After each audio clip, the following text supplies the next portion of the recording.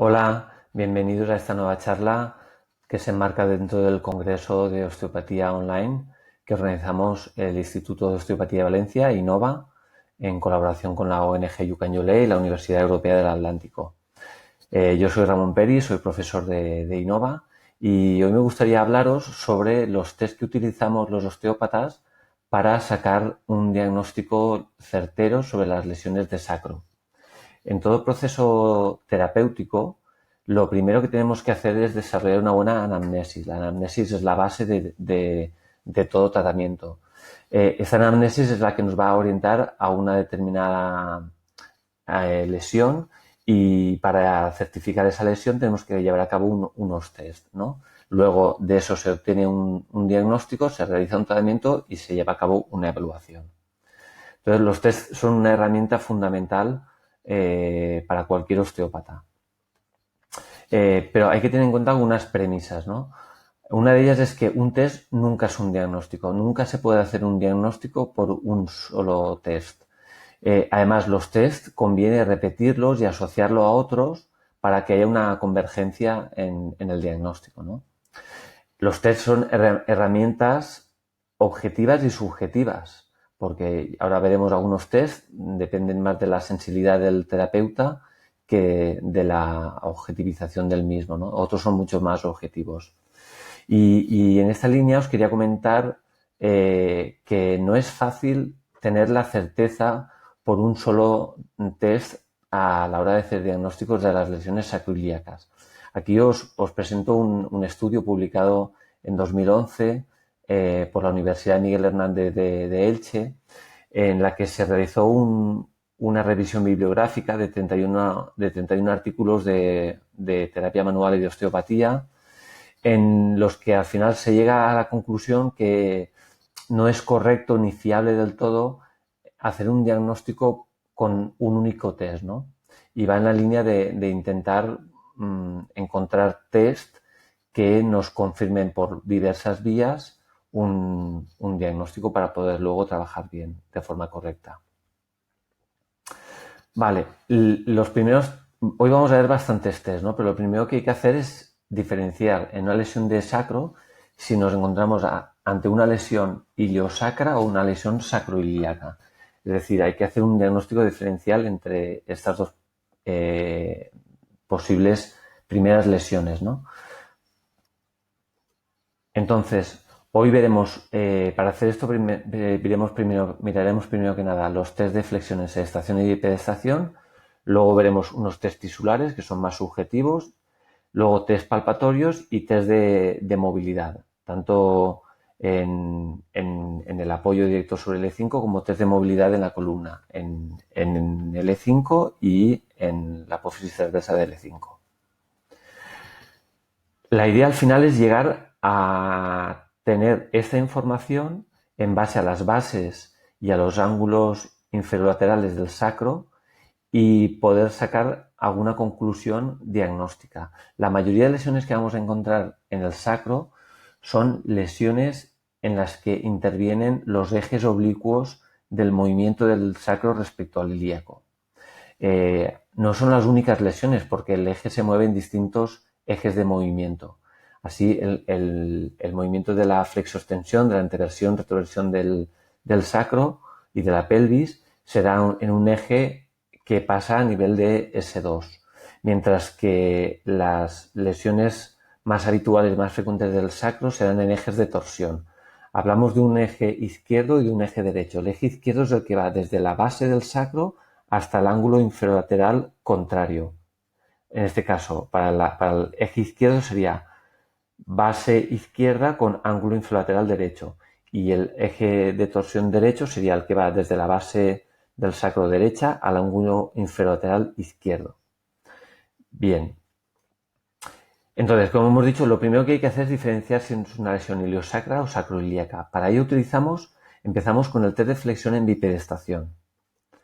Este test, si me da positivo, me da una predominancia de la restricción del movimiento del ilíaco respecto al sacro. Es decir, es que estaríamos hablando de una lesión iliosacra.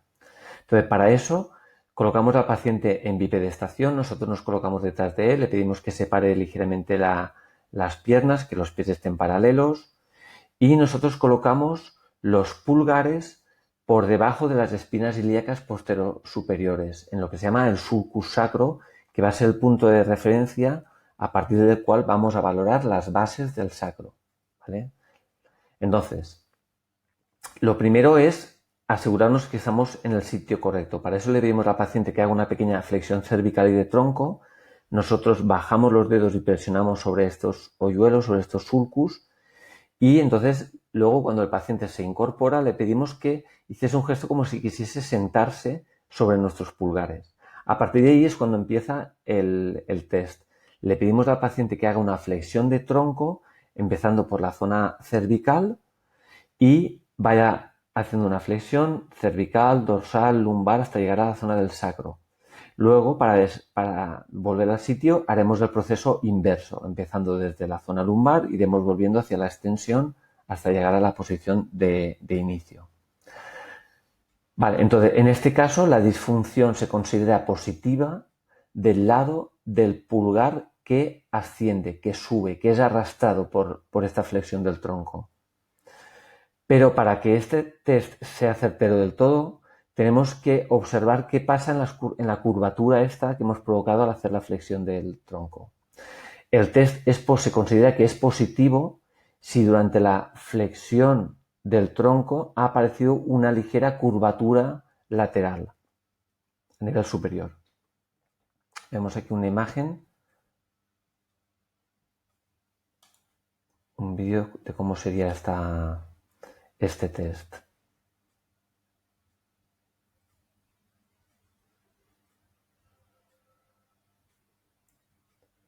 Vale, al principio el paciente hace esta pequeña flexión, nosotros fijamos correctamente los dedos pulgares y ahora es cuando empezamos el test. Le pedimos que haga flexión cervical, flexión dorsal, que deje caer los brazos de forma relajada y que descienda hasta el final.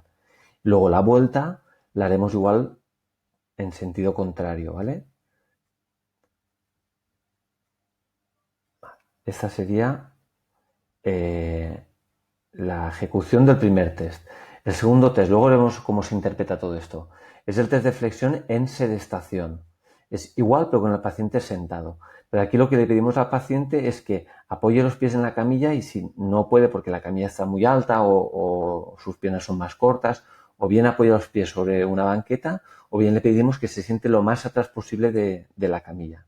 Nosotros nos colocaremos también detrás del paciente.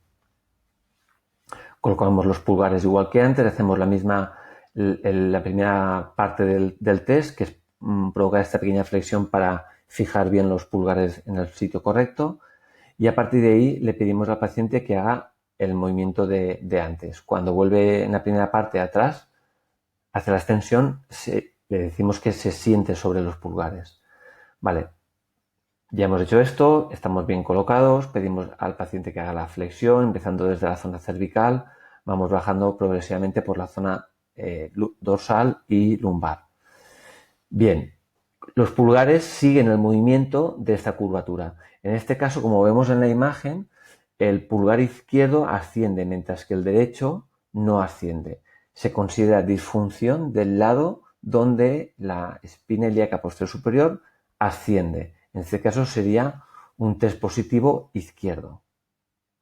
Lo mismo, tendríamos que ver si esto va acompañado de una curvatura cifótica al hacer la flexión. Solo en ese caso se consideraría que el test es positivo al 100%. Hay variantes sobre este test, que es poder hacerlo en vez de con los brazos relajados o apoyados sobre las piernas, colocando las manos detrás de la nuca, cruzando los dedos y pidiendo una flexión. Y la otra variante es lo mismo, pero con los codos haciendo una ADD, juntando los codos, ¿vale? Esto lo hacemos porque intentamos eliminar todo el componente de tensiones musculares que pueda haber. Cuando un test no es fiable del todo, conviene repetirlo varias veces, como hemos dicho al principio, y si incorporamos alguna variante que nos pueda limpiar el test, mejor aún. Vemos aquí el ejemplo de la valoración. Primero la flexión, fijamos bien los pulgares, le pedimos que se siente sobre los pulgares y ahora sí que empieza el test. Flexión y luego haría la extensión. Y comprobaríamos si ha habido una curvatura al hacer la flexión, una curvatura lateral. Vale, ¿cómo se interpreta este test? Mirad, la diferencia entre la bipedestación y la sedestación es que en sedestación eliminamos todas las tensiones que puedan venir del tren inferior. Por tanto, si el test de flexión en bipedestación es positivo, nos indicará una lesión del ilíaco, mientras que si es en sedestación nos indicaría una lesión del sacro, de predominancia del sacro. Recordamos, es disfunción positiva del lado de donde el pulgar asciende. Entonces, en caso de que los dos tests sean positivos, se considera prioritario el test de flexión en sedestación porque nos marca la lesión del sacro y el sacro es prioritario frente a las lesiones del ilíaco. Si sucede que el pulgar no sube, puede ser o porque el test esté alterado por las tensiones musculares, puede ser también porque no hayamos realizado bien el test o simplemente porque el test es negativo y por tanto no hay disfunción sacroilíaca.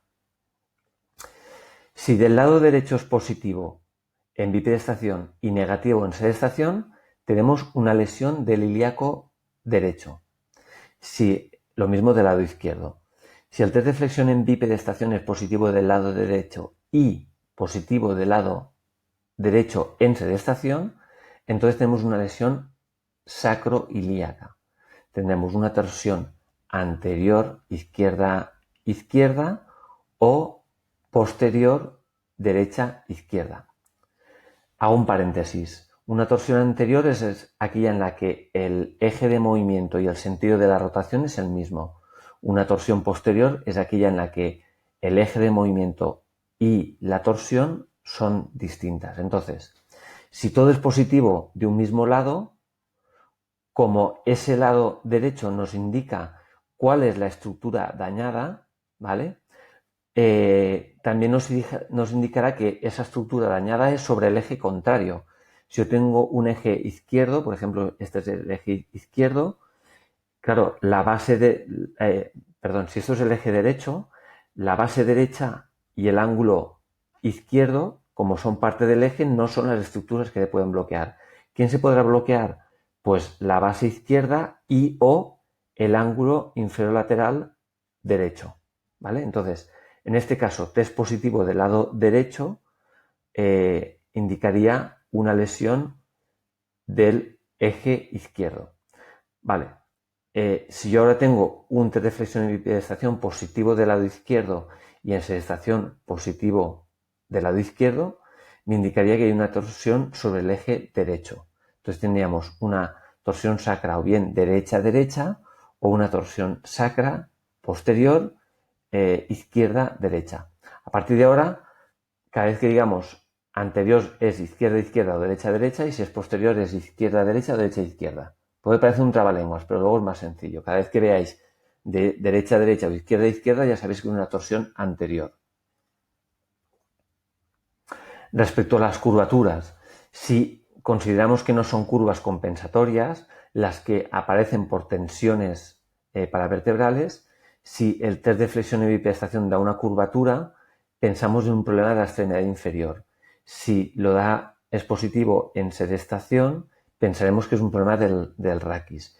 Si no hay curvaturas laterales en ninguno de los dos test, la disfunción es adaptativa, con lo cual esto nos indica que no requiere de una manipulación, porque es un proceso adaptativo del cuerpo.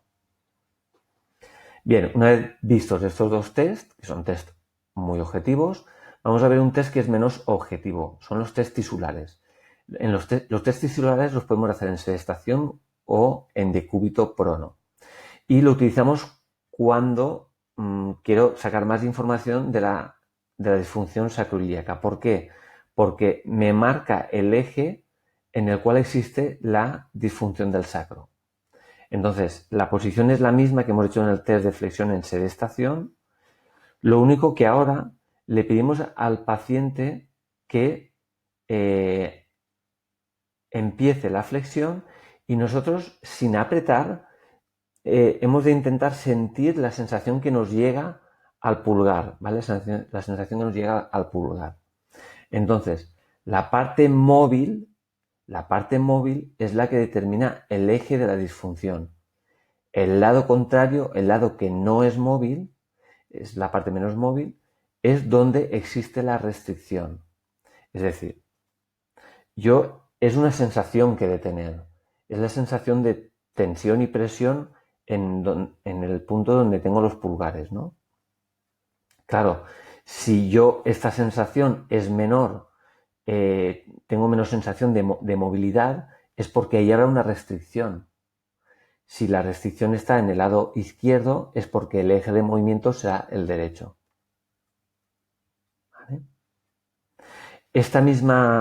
Con esta misma presa descenderemos, porque aquí habíamos colocado los pulgares y luego el resto de los dedos los habíamos colocado en la cresta ilíaca. Ahora descendemos los dedos colocando los dedos en los trocánteres y los pulgares en los ángulos inferiorlaterales del sacro, que se encuentran en una línea paralela que baja del sacro hacia abajo.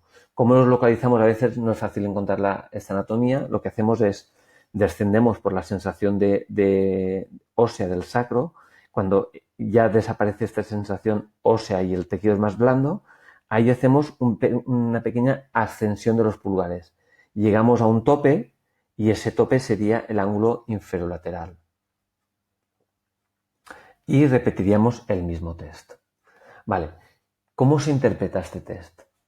Si yo tengo un surco positivo significa que está tenso, que no sube, ¿vale? Esto me marca la restricción, es decir, donde hay un bloqueo. Un surco negativo, es decir, un surco libre, un surco que sube, marca el eje de la lesión. En los ángulos inferolaterales, lo que busco también es esta tensión, ¿no? Si tengo un ángulo inferolateral tenso o que no sube, que no asciende, este ángulo me marca la restricción y al revés. Donde no me marca la restricción, me marca el eje. Entonces, fijaros, ¿qué posibilidades tenemos de interpretación? Si el surcus es negativo, ¿vale? Del lado derecho, sé que es una torsión sobre el eje derecho. Si es negativo del eje izquierdo, sé que es una torsión sobre el eje izquierdo. Si es positivo del lado derecho, es un bloqueo del lado derecho. O sea, por tanto, si es positivo del lado derecho, es negativo del lado izquierdo. Me encaja. Positivo del lado derecho, bloqueo derecho, con negativo izquierdo, que me indicaría una torsión sobre el eje izquierdo. Tendría una lesión del eje izquierdo, perdón, y el bloqueo estaría en el surcus derecho. Vale. Si yo tengo un surcus derecho negativo y un ángulo infralateral izquierdo negativo, sé que tengo una torsión sobre el eje derecho, ¿vale? Si lo vais leyendo, lo veis. Lo mismo del lado izquierdo. Si yo tengo un surcus derecho negativo y un ángulo infralateral derecho negativo, tengo una torsión sobre el eje derecho, una báscula unilateral derecha. Ahora estamos viendo el caso en el que todo es positivo del mismo lado, ¿vale? Lo mismo del lado izquierdo. Y luego tengo dos opciones más. Y una es que tanto el surco derecho como el izquierdo sean positivos y que los ángulos infralaterales derecho e izquierdo sean negativos. Esto nos indicaría una flexión bilateral, es decir, que cuando yo hago la flexión, como el sacro está en flexión, es arrastrado, ¿vale? Los surcos son positivos y los ángulos son negativos. En el caso contrario, en el caso de la extensión bilateral, me encuentro un surcus derecho e izquierdo negativos y unos ángulos positivos de forma bilateral.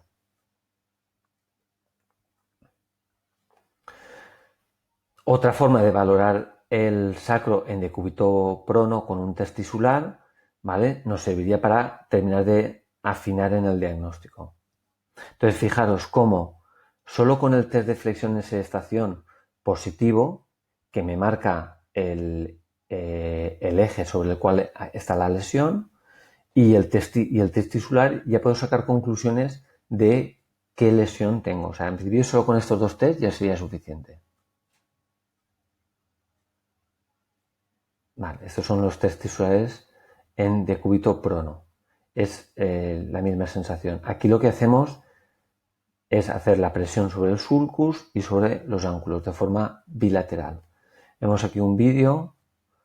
Al principio lo que hacemos es anular las tensiones que pueden venir del tren inferior con esta flexión bilateral de rodilla. A partir de ahí empezamos el test, colocando los pulgares y buscando la sensación que nos llega a los pulgares, tanto en el sulcus como en los ángulos inferolaterales. Y de ahí sacaríamos conclusiones. Vale, interpretación de este test tisular en decúbito prono. Sulcus lleno derecho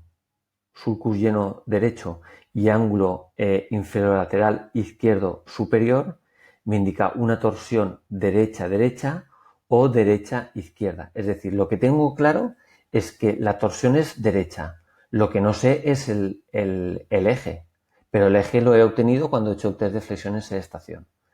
Lo mismo al contrario. Sulcus izquierdo lleno y ángulo inferolateral derecho superior, una torsión izquierda-izquierda o izquierda-derecha. De nuevo, sabemos la torsión, pero no sabemos el eje. Necesitamos el otro test. Vale, si el sulcus derecho está lleno y el ángulo inferolateral derecho es superior, tengo una báscula unilateral del lado derecho. Lo mismo del lado izquierdo.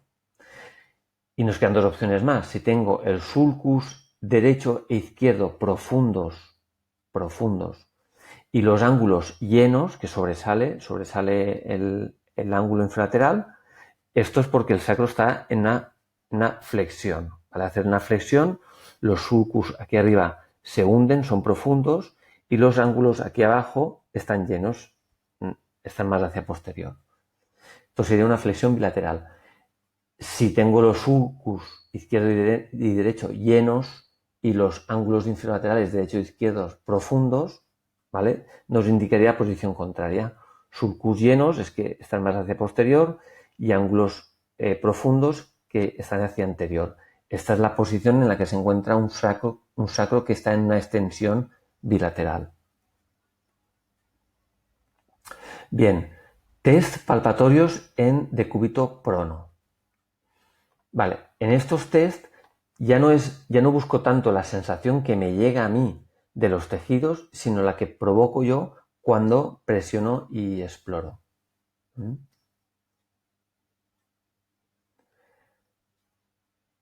Vale, entonces aquí lo que hacemos es con el paciente en decúbito prono, mis dedos colocados a nivel de 4L5, el resto en las crestas ilíacas y los pulgares en L4-L5, y luego bajando hacia L5 y la base del sacro, buscando estos sulcus y luego los ángulos inferolaterales. Siempre tener referencias anatómicas a la hora de hacer los test, ¿no? Y una de ellas es que la cresta ilíaca se corresponde con el nivel de transición de L4-L5. Localizo esa vértebra de L4, de L5, depende de la persona, y cuando bajando encuentro la densidad ósea, estoy en la apófisis espinosa de L5. Un nivel más abajo, de forma lateral, encuentro los sulcus. Y luego los ángulos hemos dicho ya cómo localizarlos.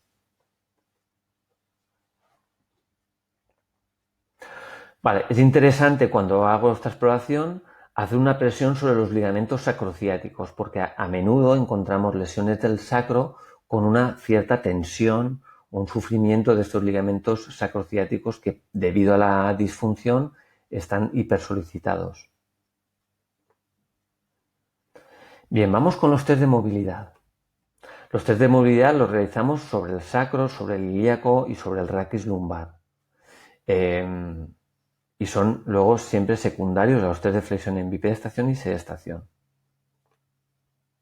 Vamos a trabajar con tres tipos de test.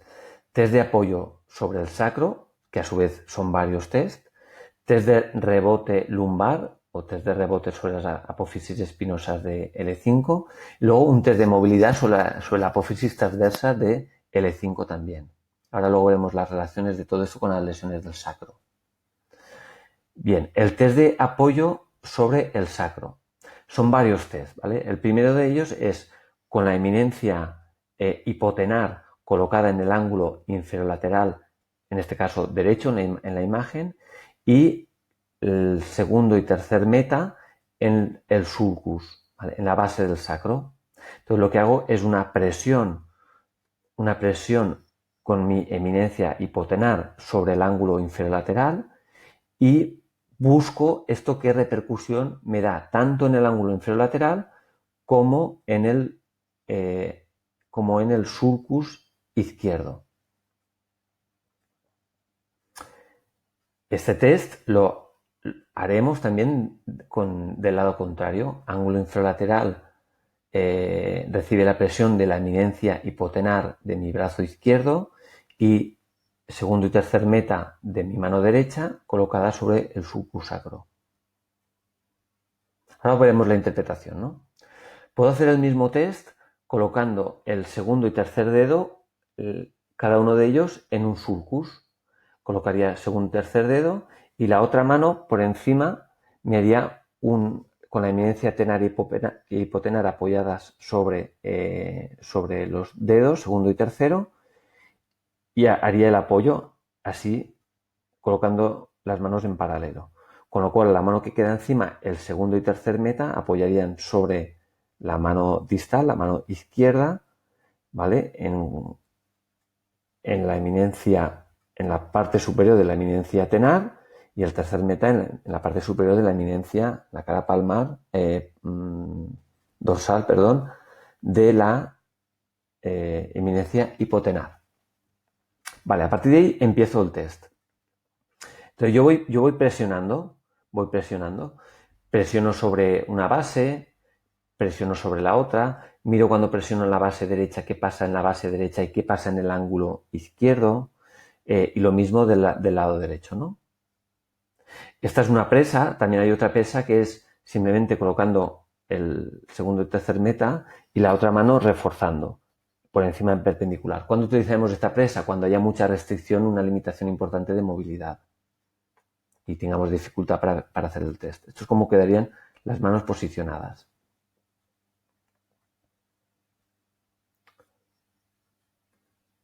Vale. Ahora veremos la interpretación de estos test. Vale.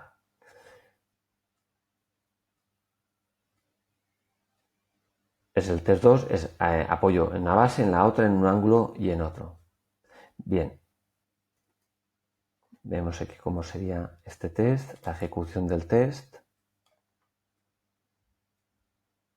Aquí en este caso he utilizado la segunda forma de hacer el test que os he comentado.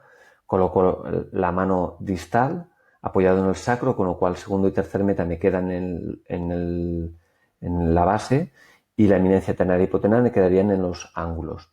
Y con la otra mano reforzaría la presión para las bases y la presión para los ángulos.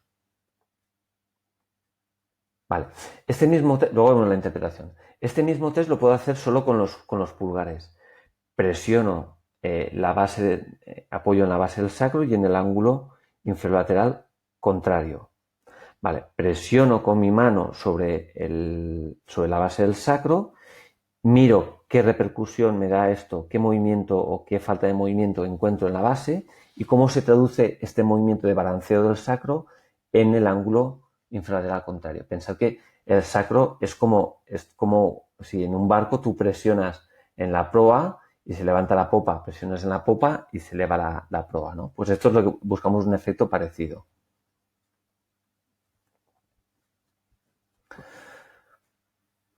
Vale, lo que he de valorar es si el pulgar de la base se hunde, si va hacia la camilla o si no va hacia la camilla, mientras que el ángulo inferolateral lo que valoro sobre todo es si asciende o si desciende, o si se queda quieto.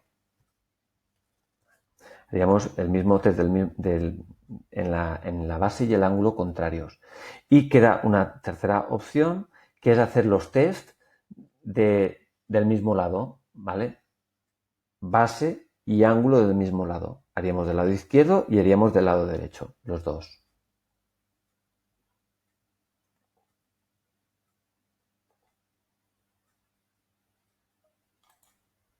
Vale. Vemos aquí cómo sería este test. En este caso estamos presionando la base, hemos empezado presionando la base derecha y el ángulo izquierdo, ahora base derecha y ángulo derecho, base izquierda y ángulo derecho, y base izquierda y ángulo izquierdo. Y con eso tendríamos que tener toda la información.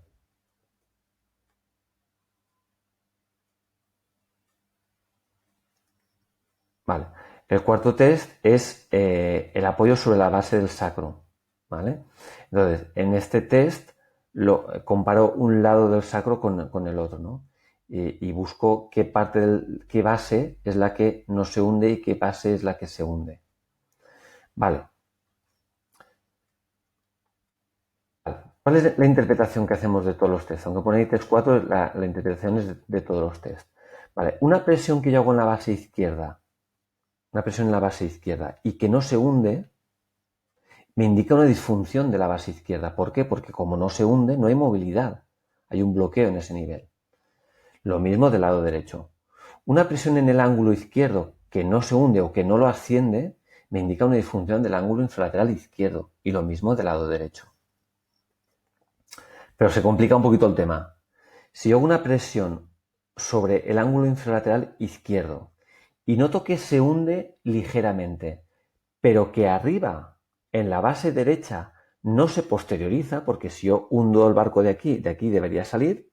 Si yo presiono en el ángulo izquierdo, se mueve ligeramente y la base derecha no asciende, es porque la restricción está en la base derecha. ¿Por qué? Porque la base derecha no va hacia atrás, tiene una restricción del movimiento. Lo mismo del lado izquierdo.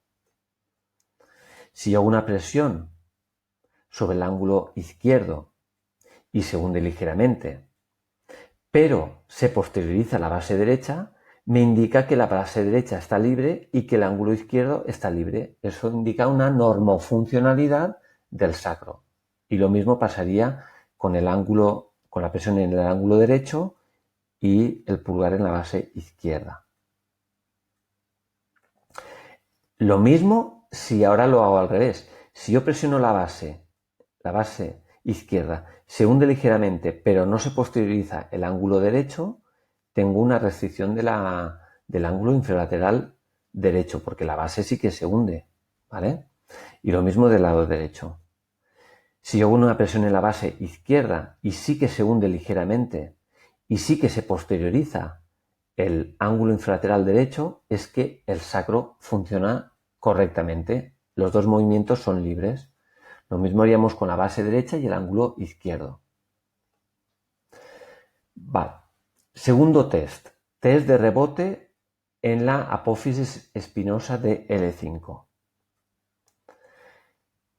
Este test lo realizamos cuando hay una disfunción de la movilidad del sacro y permite verificar si hay una torsión posterior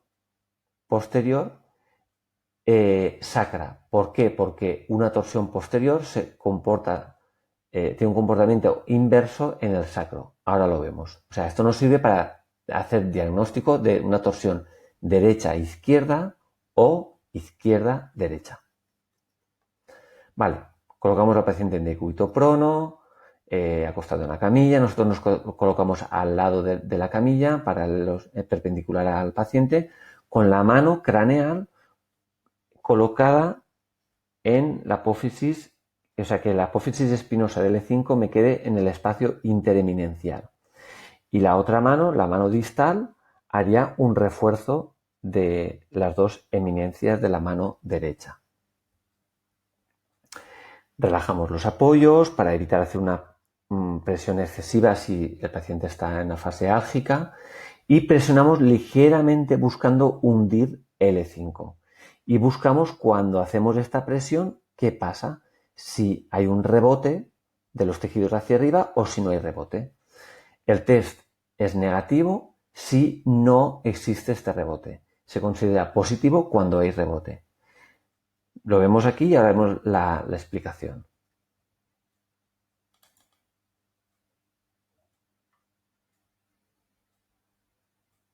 Como veis, es una presión mantenida, no excesiva, y al soltar vemos qué pasa, si hay rebote o no hay rebote. Y siempre os recomiendo hacer los test de un lado y de otro lado de la camilla, porque nuestra sensibilidad puede ser distinta, nuestra capacidad de percepción puede ser distinta. Y esto nos afina más el test. Vale, vamos a la interpretación. Cuando un sacro está en flexión, el raquis lumbar se lordosa, ¿no? Entonces, el raquis lumbar tiene una cierta movilidad facilitada hacia esta lordosis. Cuando yo hago un test de presión hacia esta lordosis, como el movimiento está facilitado, no hay rebote. No hay rebote, el rebote es negativo, porque no hay tensión. Vamos a favor del movimiento natural, del movimiento de flexión, quiero decir. Vale, cuando yo tengo un sacro que está posterior, que se verticaliza, que está en extensión, el raquis lumbar pierde parte de su curvatura lordótica y tiende a cifosarse.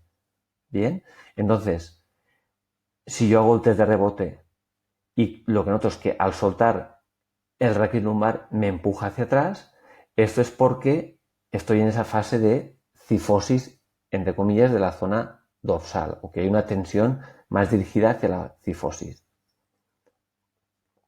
Entonces, si el test es positivo, me indica tres tipos de lesiones, o bien una torsión izquierda-derecha, o una torsión derecha-izquierda, o que el sacro está posterior, está en extensión. Si el test es negativo, me indicará que o bien hay una torsión izquierda-izquierda, o bien hay una torsión derecha-derecha, que el sacro está anterior, o sea, un sacro en flexión, o también me puede indicar que no hay lesión, que hay un movimiento normal. ¿Por qué? Porque la zona lumbar de por sí ya tiende a la lordosis. Vale, nos queda un último test y es el que nos relaciona la rotación y el side-bending de L5. Side-bending en osteopatía es el movimiento de inclinación lateral, ¿vale? Es el nombre en inglés. Vale, cuando yo he hecho la corrección del sacro y de los ilíacos, a veces puede persistir una restricción en L5. Entonces, para valorar esta restricción, lo hacemos en base a los movimientos combinados de rotación y de side-bending de la zona lumbar, ¿no? Entonces, con el paciente en sedestación, sentado lo más hacia atrás posible, con la espalda recta, nos sentamos nosotros detrás de él, colocamos la mano izquierda con los dedos en la cresta ilíaca para tener un test firme, una presa firme, y el pulgar contactando con la apófisis transversa de L5, apófisis transversa de L5. Vale, la otra mano, mi mano derecha, se apoyará sobre el hombro izquierdo del paciente y le guiaré hacia un movimiento activo y pasivo del side-bending izquierdo del paciente. Vale, cuando yo hago un movimiento de side-bending izquierdo, tanto de forma pasiva como de forma activa, la apófisis transversa izquierda de L5 debería tender a una rotación derecha por las leyes del movimiento vertebral, las leyes de Fryet. ¿Vale? Esto ya es otro tema. Pero bueno, lo que dice es que cuando una vértebra hace un side-bending izquierdo, automáticamente las apófisis transversas realizan un movimiento de rotación derecho y al revés. Entonces, en este caso, si hago un side-bending izquierdo, si la vértebra está libre, la apófisis transversa izquierda debería anteriorizarse y mi pulgar debería acompañar este movimiento y hundirse ligeramente. Si esto no sucede es porque la apófisis transversa izquierda está en posterioridad y por tanto cuando yo hago la inclinación el dedo no se hunde. Haría lo mismo repitiendo el test del lado contrario. Siempre trabajamos de forma bilateral, aunque tenga manifestación clínica de un lado, hay que hacer los test siempre de forma bilateral y repetirlo las veces que sea necesario hasta tener una certeza diagnóstica. ¿Vale? Vale, ahí hemos localizado la apófisis transversa del E5, hacemos un side bending izquierdo y el pulgar, si está todo bien, se hundiría, se iría hacia adelante. Bueno, y estos como quedarían los test, ¿vale?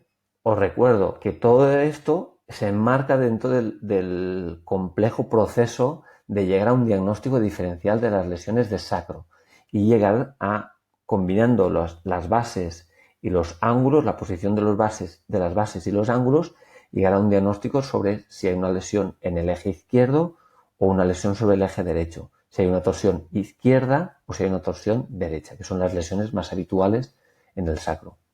No son las únicas, pero son las más habituales. Bueno, espero que esta charla introductoria os haya servido para aclarar un poco los conceptos de cómo hacer un diagnóstico del sacro.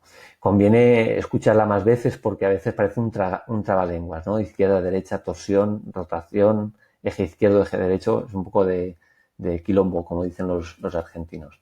Bueno, muchas gracias por vuestra atención y espero veros pronto en otra charla y que estéis disfrutando al máximo de este congreso.